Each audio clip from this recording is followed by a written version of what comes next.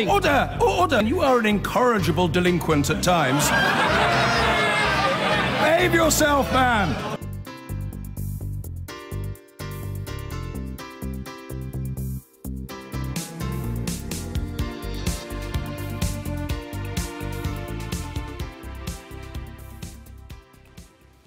The leader of UKIP, Henry Bolton, is under pressure to resign after his girlfriend was suspended from the party for making offensive remarks about Prince Harry's fiancée, Meghan Markle. Mr Bolton, who's the party's fifth leader since the Brexit referendum, hasn't made any comment. Here's our political correspondent, Alex Forsyth. When Henry Bolton took over as UKIP leader, he promised a new direction. We as a party are a party of leaders. But just 4 months into the job, there are already questions over his future. It relates to his relationship with this woman, Jo Marnie. The Mail on Sunday has revealed text messages she sent in which she said Meghan Markle had a tiny brain and would taint the royal family, and she called black people ugly. In a statement, Ms Marnie reportedly said her comments were unnecessary, reckless and overly exaggerated for effect, and offered her sincere and deepest apologies to anyone she'd hurt and for the distress and embarrassment caused to family, friends and the party. She's been suspended and some UKIP members think their leader should quit.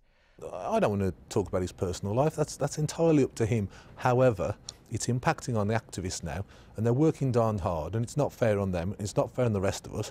So let's get on with this, and Henry, please do the right thing, the honourable thing, stand aside and let us get on with business. So far, there's been no official comment from Henry Bolton, but senior figures say he has some tough choices. Henry is increasingly in a position where he's got some difficult decisions to make. He knows that. He and I have spoken regularly over the weekend, as recently as this morning. I know that he's very focused on those decisions today. He intends on making those decisions today, and I'm sure whatever he does will be in the best interests of the party. So, after riding high following the Brexit referendum, UKIP is again facing turmoil. Even Nigel Farage said tonight he wouldn't consider returning as leader, even for a second. Alex Forsyth, BBC News. UKIP has suspended the girlfriend of its leader, Henry Bolton, after she allegedly made racist remarks about Meghan Markle. According to the Mail on Sunday, Jo Marnie sent messages to a friend containing offensive comments about Prince Harry's fiancée and black people in general. In a statement to the paper, Ms Marnie said she apologised unreservedly for the shocking language used in the messages, but said they had been taken out of context. Henry Bolton, who was elected leader last September, is already under investigation by the party over his relationship with Jo Marnie. Now, on to other news. UKIP have suspended the girlfriend of the party leader Henry Bolton after reports that she made racist remarks about Prince Harry's fiancée Meghan Markle. In text messages to a friend, Jo Marnie described black people as ugly and said that Ms Markle's seed would taint our royal family. Ms Marnie has apologised. She says the comments have been taken out of context. Paul Oakton, UKIP's party chairman, joins us now from Birmingham. Thank you very much for coming in to speak to us, Mr Oakton. Can Henry Bolton, your UKIP's leader, carry on as leader now after this? I think it's very clear that Henry is increasingly in a position where he's got some difficult decisions to make. He knows that. He and I have spoken regularly over the weekend, as recently as this morning. I know that he's very focused on those decisions today. He intends on making those decisions today, and I'm sure whatever he does will be in the best interests of the party. That sounds like you're expecting him to resign by the end of the day. Not at all. He is in a situation that he has found himself in. He openly acknowledges that. It is a situation he would rather not be in. He openly acknowledges that as well. But I absolutely believe that he has the party's best interests now at heart, and that's what he will focus on, I've no doubt, over the next 24 hours. So in your belief as chairman, would the party's best interests be served by him standing down as leader? Well, I think the party's best interests are served by its membership having their opportunity to have their say. Again, Henry openly acknowledges that there has been an error in judgment made. It is now for the party's membership and its ruling body, the NEC, to make a determination on whether they feel that Henry is the best person to lead them into what is going to be an incredibly crucial 12 months for Brexit, the thing that actually matters beyond UKIP and everything else. So if he doesn't decide by the end of today that he's going to stand down, when will the NEC be meeting? When might they take that decision about his leadership? The NEC are meeting a week today. I want to be very clear here. I'm not suggesting that Henry is deciding whether he will or won't resign today. What he's deciding is what he intends to do to help remedy this situation. You know, as the leader, he will play the leading role in making this situation better. Clearly, there is a situation that needs to be made better, and a lot of people take their lead from him.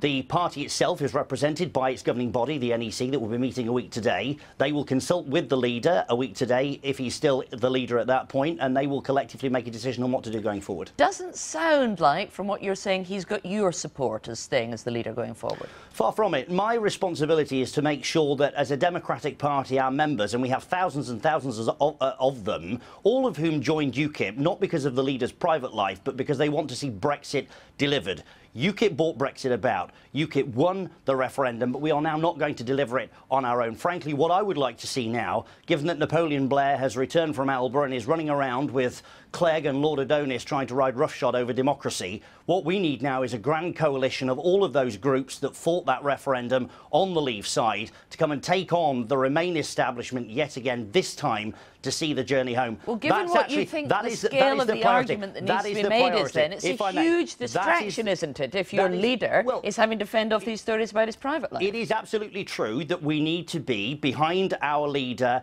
100% in taking that battle forward. You know, that is absolutely key. Whether or not the party decides it is willing to give that support to Henry is for the party to decide. My role as chairman is to make sure that they have their ability to voice those opinions, and there are opinions on both sides. I have every confidence that our National Executive Committee a week today will do what is in the best interest of the National Party. I have every confidence that that is what our leader will seek to do, and on that basis I'm entirely confident that whatever the situation a week tomorrow, the party will be in a fine form to take that battle onto the Remain establishment. All right, well, we shall wait and see what happens. Paul Oakton, thank you very much for talking to us. Thank you. And I shall turn back to my expert panel, and let's pick up on that. What do you think the prospects are for the UKIP leader? Based on that, I mean, that has Monty Python moments. You know, he would do what is best for the party, but that best is not, you know. This is symptomatic of a much wider crisis for UKIP. I've lost count of the number of leaders they've had since the referendum. 5 in the last 18 months. 3 of them were Nigel Farage. Yes. Yeah, he'll probably be back in again. You know, they were a powerful vessel for delivering that referendum, but it was, and it's a lesson for people wanting to start up political parties, it was a fragile vessel, and the fragilities are now being exposed in this impossible nightmare they have, in that they can't even find a credible leader. It's not that they've all resigned over principles. They've resigned in the most bizarre circumstances, time and time again, and they are one of them only lasted 18 fragile. days in the leadership. Yeah, and that's not bad going on the basis of what could well happen in the future. And it just shows it's very difficult setting up credible, serious political parties, and they have become incredible. And so on a slightly more serious note, Paul Oakton there was saying that actually it's more important than ever to have people arguing the UKIP case as we go through the process of Brexit. Are they as a party, though, now able to do that? Or do people think that with the referendum done and dusted, we voted to leave the EU, that UKIP are finished? We've seen that in their election results since. But he was actually, Henry Bolton was a pretty credible leader, actually. His background in the police and the armed forces, working in the EU. You know, he ticked a lot of boxes. I mean, when it comes to the issue of his girlfriend, I don't want to live in Soviet Russia or modern-day North Korea, where people have guilt by association. He hasn't made these horrific racist remarks. And let's not pretend... But she's been suspended from the party. Yes, no, she is his partner. It's pretty unprecedented. No, my husband, I'm not responsible for my husband. And my God, my husband doesn't want to be responsible for anything I say. No, what she has said, it's not alleged, these are texts. They're not taken out of context. They're outrageous, no question at all, racist, disgusting remarks. No question she should be out of the party membership.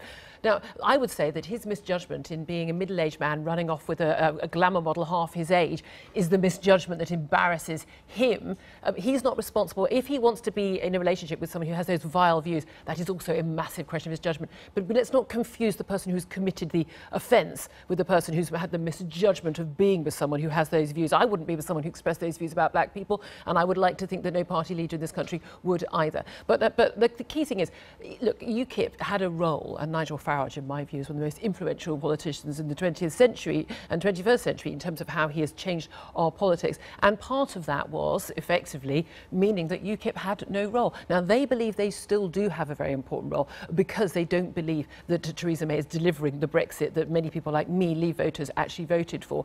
I would like to keep them certainly on the back burner as a credible party if and when they are needed to light the touch paper below the Tories. Right, just to hold Theresa May's government's feet to the fire. But talking of Nigel Farage, of course, he sprang back into the news today, possibly because he was looking for some increased relevance to get himself back in the headlines, saying that he, of all people, now agrees with Nick Clegg, Tony Blair, that there might have to be a second referendum on our EU membership. Explain that, Tom. Yeah, he has said that. In fact, he said that on Friday morning, and now he's come back and said it again. In fact, sorry, Thursday morning, when he was slightly recanted a bit from that, saying, well, actually, not that I want one, it's just I think we might have to start preparing one because those dastardly Remainers are getting their act together.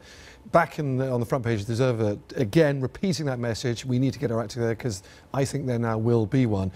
Do you think he could be possibly sniffing out a job vacancy coming up anytime soon? My reading of your incisive interview there with Paul Oakden was that we should probably suggest we'd eat the famous Sunday Politics mugs if Henry Bolton is still leader of UKIP by the end of the week. I mean, the guy's finished and he will be handed the pearl-handled revolver at some stage this afternoon. Farage... Possibly could Farage come back? Yeah, that would be what, his fourth term? Third or fourth? I think he'd more like to start his own movement again, I think he could easily come back, and I think he's clearly been missing the limelight. That's why he goes on to TV programmes and gives interviews to not exactly the most friendly of all places, The Observer, and now he can see a role for it as well. He's defined the role, the vacancy is about to come up. It does rather begin to feel like a bit of a fait accompli. And whilst we're on Brexit, the EU withdrawal bill is back in the Commons this week. Trouble for the government over what's going to happen this week, do you think, Steve? Well, certainly at certain moments with the withdrawal bill, there will be, as there was in December, moments of potential drama, inevitably, because they haven't always got a guaranteed majority. I suspect defeats like we saw with the Dominic Grieve amendment won't happen very often, but there will be, as with the rest of this Brexit sequence, moments of heightened drama where it's not at all clear what's going to happen and whether she can get what she wants through, Theresa May. I think the referendum thing is quite interesting. There's no reason why the 2016 one should be seen as a sort of theological thing that cannot be touched, because the 2016 one showed you can have second referendums. It was a second referendum. There'd already been one in 1975. Let's have another one in 40-odd years. That seems fine. I'm happy to agree to that. Very briefly before we go, Julia, are you disappointed Donald Trump's not coming to London to open the embassy? I hold no torch for Donald Trump. I don't think we've got anything to do with the embassy. He wants us to be lining the routes and waving our little flags and the red carpet to be, and all that. He wants to meet the corgis, doesn't he? I personally think that we should make it our business to be very friendly with the leaders of the major global powers who are our best allies in trade and in military, and it's rather foolish of anyone to try to upset that relationship just because they don't like the current incumbent of the office. If we may be looking for a new free trade deal with them as well. Absolutely. But Theresa May may be a little bit relieved he's decided not to come. God, yes. As someone quite senior in the government said to me on Friday, and I can't using very similar words, in fact, that Donald Trump used. They said there'd be an S show if he came, and it'd be an S show if he doesn't come. So, as far as Theresa May is concerned, whatever she does with Donald Trump is fraught with difficulty. She's going to have him here at some stage this year. They're quite keen to make that happen. Both sides of the Atlantic have made that clear. So no one made question marks about President Macron accepting, or Angela Merkel, or, you know, I mean, look, if we're going to accept the Chinese president here, who's a totalitarian man who effectively has his political opponents murdered, I think we can cope with Donald Trump. As hideous and horrible and racist and misogynistic as he is, I think I would rather have Donald Trump than the Chinese Chinese president. Thanks very very much. Quite interesting, though, that he hasn't come with this supposed special relationship. Yes. But this, it's going everywhere else. The difference between France and Britain is we obsess over the special relationship. Yeah. We went to war with That's America twice delusion. on our sides. We have to get this to work for all our defence and security relationships. The French have They didn't come in on our We'll side. have They to would leave protect it there. So themselves to all from of our panel, Tom, Julia, Steve, thank you very much for that. Let's move on to another story, though, that's been talked about an awful lot today. This story originally in the Mail on Sunday about text messages apparently sent by the leader of UKIP's girlfriend, which were racist. She has apologised but said they were taken out of context, but she's been suspended by the party. Yeah, well, I'm not surprised. I mean, if the report in the Mail on Sunday is accurate, I did read it this morning. The messages that she was exchanging with someone were pretty vile. I mean, horrible sort of racist language.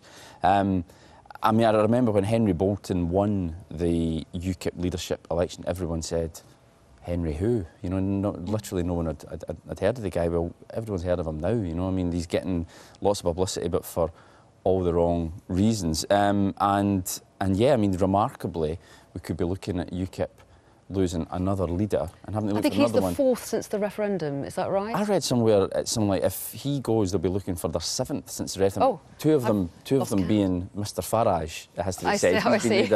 He was the leader, and then he was replaced. Then he had to come back because it was Diane James, I think, who took over and only lasted 18 days. So, I mean, clearly, the wider story here is that UKIP as a party are just in complete meltdown.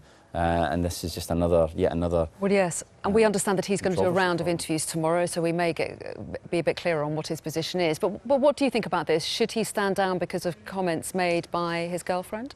It really must be up to the UKIP members to see what sort of figurehead they want to see leading the party. But I'd have thought that if the person that the leader is closest to, fair to say, you know, their girlfriend, if she's making such vile comments, and when UKIP is a party which is seen to have sort of race problems, as it were, you know, we often talk about some other parties having women problem, whatever.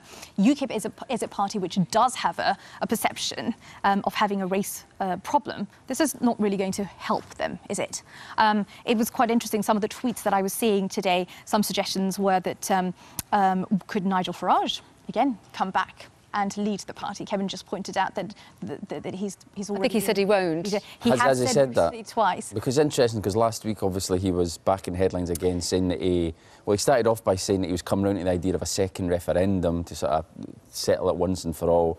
Then he kind of backed down a little bit. So, you know, he put two and two together, Nigel putting himself out there again. But, I mean, it comes down to judgment. You want the leaders of parties need to exercise sound judgment. And it looks as though, you know, Henry Bolton left his wife for this younger woman who's now obviously landed in an awful lot of trouble and landed him in a lot of trouble, and you just ask yourself, well, has he shown the requisite judgment for a political leader? And, well, I suppose we'll find out tomorrow morning what his take is. Indeed we will. I've been